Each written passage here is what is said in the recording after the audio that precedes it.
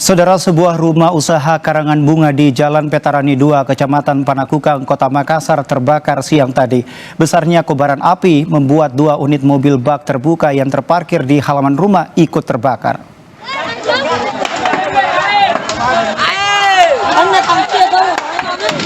Besarnya kobaran api yang membakar rumah usaha karangan bunga di Jalan Petarani 2, Kota Makassar ini sempat membuat panik warga. Api juga menghanguskan 2 mobil bak terbuka yang berada di halaman rumah. Api dapat dipadamkan setelah Damkar Kota Makassar mengerahkan 10 unit armada pemadam. Beruntung tidak ada korban jiwa dalam peristiwa ini. Sementara itu, penyebab kebakaran masih diselidiki pihak kepolisian sektor Panakukang. Terbakar objek apa? Satu unit rumah di dalamnya merupakan gudang penyimpanan karangan bunga. Tembus ke belakang ada tempat kontrakan. Terdampak. Ini penyebab kebakaran seperti apa? Masih dalam tahap penyelidikan.